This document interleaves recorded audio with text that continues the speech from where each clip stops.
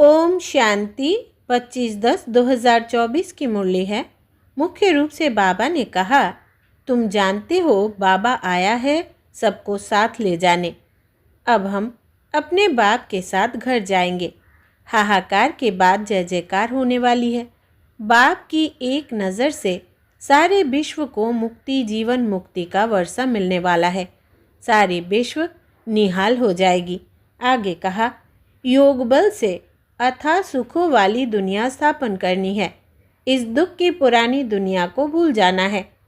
खुशी रहे कि हम सचखंड के मालिक बन रहे हैं।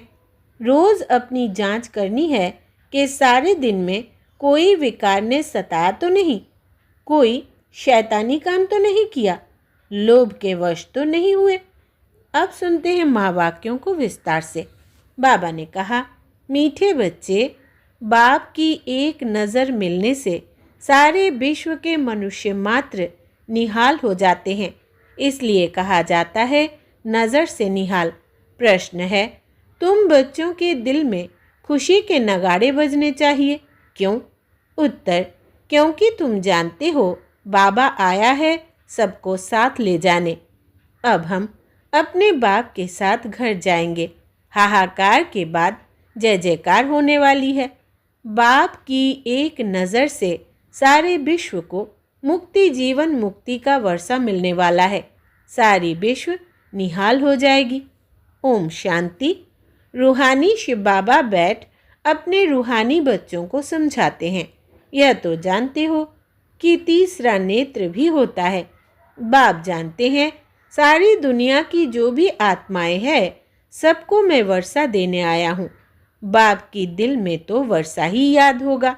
लौकिक बाप की भी दिल में वर्षा ही याद होगा। बच्चों को वर्षा देंगे। बच्चा नहीं होता है तो मूंझते हैं किसको दे, फिर एडप्ट कर लेते हैं।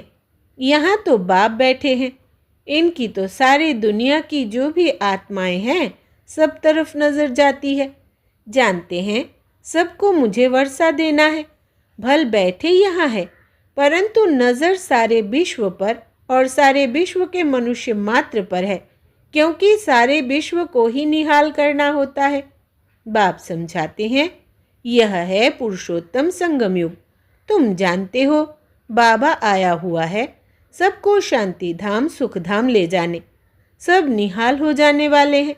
ड्रामा के प्लान अनुसार कल्प कल्प निहाल हो जाएंगे। बाप सब बच्चों को याद करते हैं। नज़र तो जाती है ना, सब नहीं पढ़ेंगे। ड्रामा प्लान अनुसार सबको वापस जाना है, क्योंकि नाटक पूरा होता है। थोड़ा आगे चलेंगे तो खुद भी समझ जाएंगे अब विनाश होना है।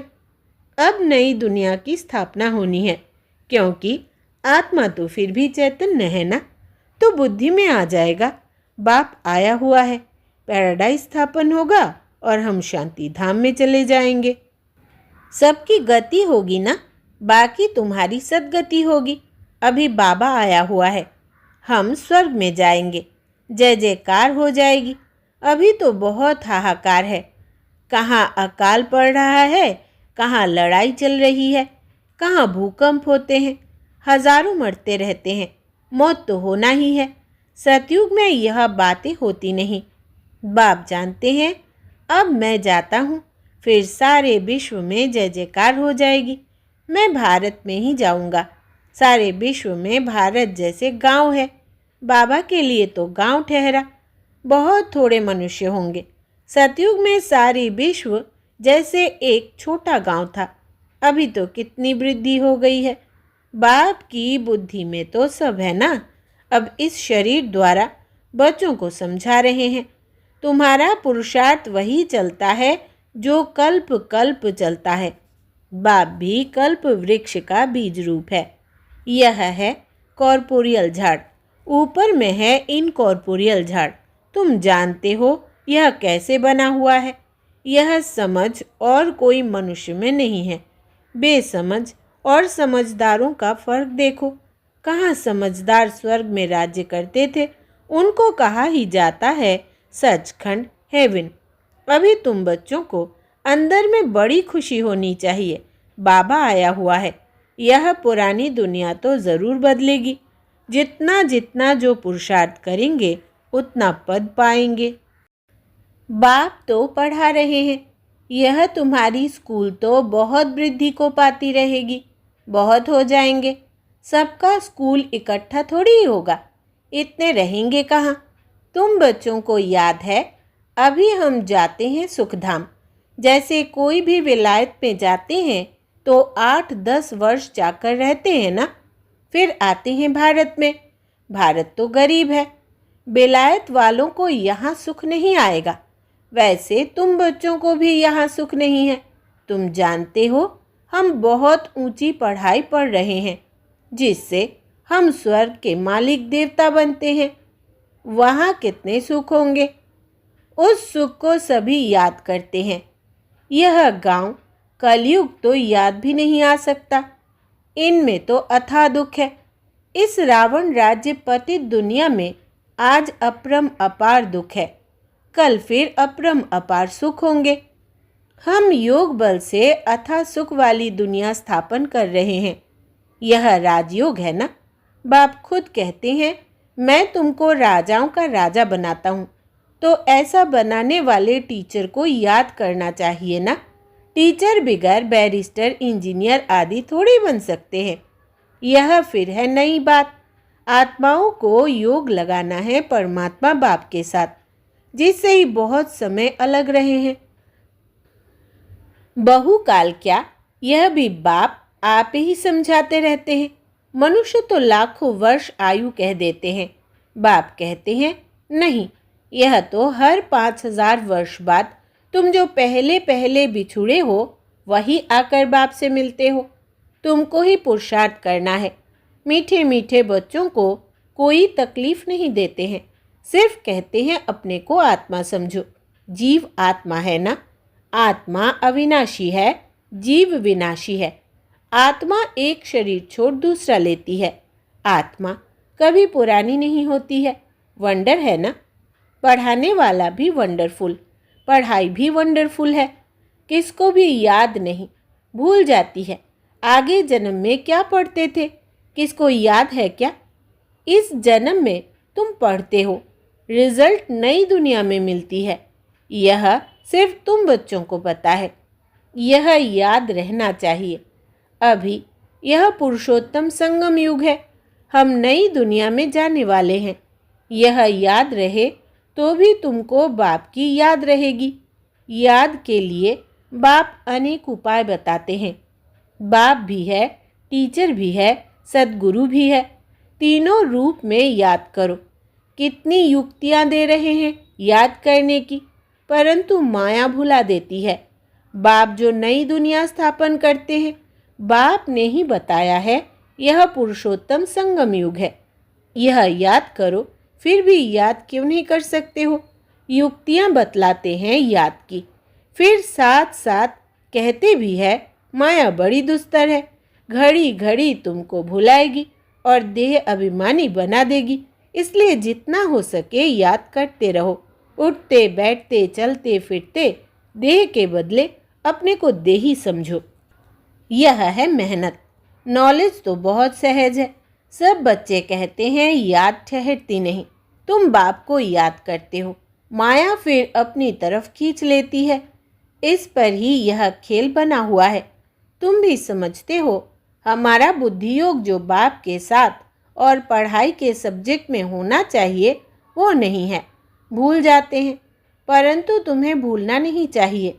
वास्तव में इन चित्रों की भी दरकार नहीं है, परंतु पढ़ाने समय कुछ तो आगे चाहिए ना। कितने चित्र बनते रहते हैं। पांडव गवर्नमेंट के प्लान देखो कैसे हैं। उस गवर्नमेंट के भी प्लान हैं। तुम समझते हो नई दुनिया में सिर्फ भारत ही था, बहुत छोटा था। सारा भारत विश्व का मालिक था। एवरीथिंग न्यू होती है। दुनिया तो एक ही है, एक्टर्स भी वही है। चक्र फिरता जाता है। तुम गिनती करेंगे, इतने सेकंड, इतने घंटे, दिन, वर्ष पूरे हुए, फिर चक्र फिरता रहेगा। आज कल करते करते 5000 वर्ष पूरे हो गए हैं। सब सीन सीनरी खेल पाल होते आते हैं। कितना बड़ा बेहद का झाड़ है। झाड़ के पत्ते तो गिन नहीं सकते हैं। यह झाड़ है, इसका फाउंडेशन देवी देवता धर्म है। फिर यह 3 ट्यूब्स अर्थात धर्म मुख्य निकले हुए हैं।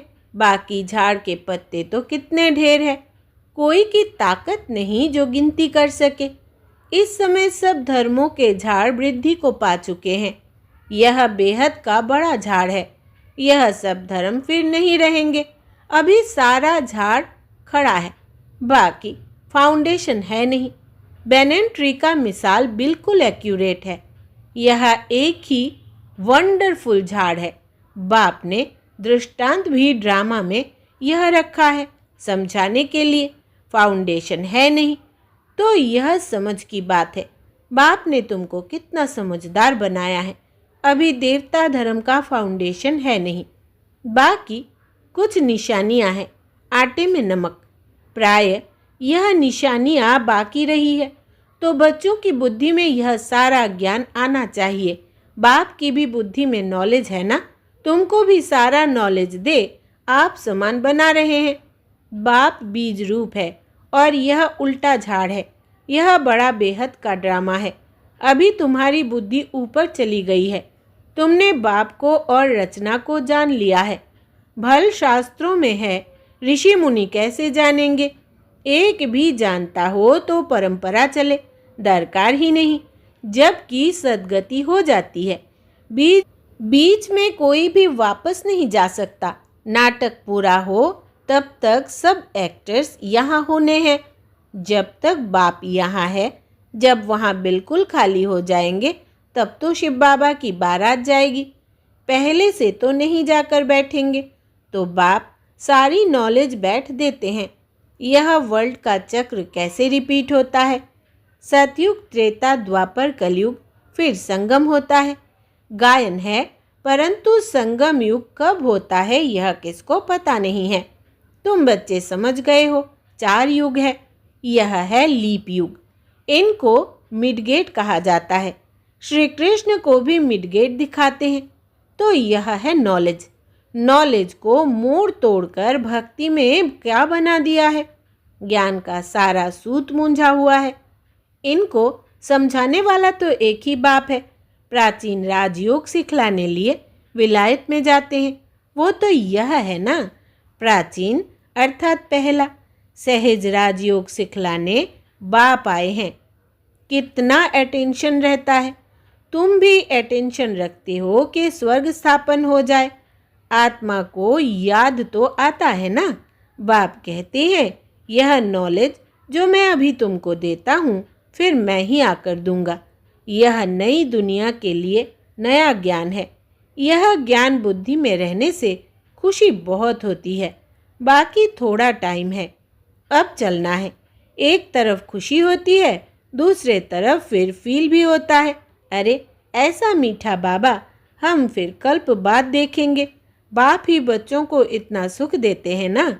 बाप आते ही है शांति धाम सुख धाम में ले जाने। तुम शांति धाम सुख धाम को याद करो तो बाप भी याद आएगा। इस दुख धाम को भूल जाओ। बेहद का बाप बेहद की बात सुनाते हैं। पुरानी दुनिया से तुम्हारा ममत्व निकलता जाएगा तो खुशी भी होगी। तुम रिटर्न में फिर सुखधाम में जाते हो। सतो प्रधान बनते जाएंगे। कल्प कल्प जो बने हैं वही बनेंगे और उनको ही खुशी होगी। फिर यह पुराना शरीर छोड़ देंगे, फिर नया शरीर लेकर सतो प्रधान दुनिया में आएंगे। यह नॉलेज खलास हो जाएगी। बातें तो बहुत सहज है। रात को सोते समय ऐसे ऐसे सिमरन करो तो भी खुशी रहेगी। हम यह बन रहे हैं। सारे दिन में हमने कोई शैतानी तो नहीं की। 5 विकारों से कोई विकार ने हमको सताया तो नहीं। लोभ तो नहीं आया। अपने ऊपर जांच रखनी है। अच्छा, मीठे मीठे सिकिलदे बच्चों प्रति माता पिता बाप दादा का याद प्यार और गुड मॉर्निंग। रूहानी बाप की रूहानी बच्चों को नमस्ते। हम रूहानी बच्चों की रूहानी बाप दादा को याद प्यार, गुड मॉर्निंग और नमस्ते बाबा नमस्ते। धारणा के लिए मुख्य सार। पहला, योग बल से अथाह सुखों वाली दुनिया स्थापन करनी है। इस दुख की पुरानी दुनिया को भूल जाना है। खुशी रहे कि हम सचखंड के मालिक बन रहे हैं। दूसरा, रोज़ अपनी जांच करनी है कि सारे दिन में कोई विकार ने सताया तो नहीं, कोई शैतानी काम तो नहीं किया, लोभ के वश तो नहीं हुए। वरदान है, वरदाता द्वारा सर्वश्रेष्ठ संपत्ति का वरदान प्राप्त करने वाले संपत्तिवान भव। विस्तार है, किसी के पास अगर सिर्फ स्थूल संपत्ति है तो भी सदा संतुष्ट नहीं रह सकते। स्थूल संपत्ति के साथ अगर सर्व गुणों की संपत्ति, सर्वशक्तियों की संपत्ति और ज्ञान की श्रेष्ठ संपत्ति नहीं है तो संतुष्टता सदा नहीं रह सकती। आप सबके पास तो यह सब श्रेष्ठ संपत्तियां हैं। दुनिया वाले सिर्फ स्थूल संपत्ति वाले को संपत्तिवान समझते हैं, लेकिन वरदाता बाप द्वारा आप बच्चों को सर्वश्रेष्ठ संपत्तिवान भव का वरदान मिला हुआ है। स्लोगन है, सच्ची साधना द्वारा हाय हाय को वाह वाह में परिवर्तन करो। सच्ची साधना द्वारा हाय हाय को वाह वाह में परिवर्तन करो। अच्छा, ओम शांति।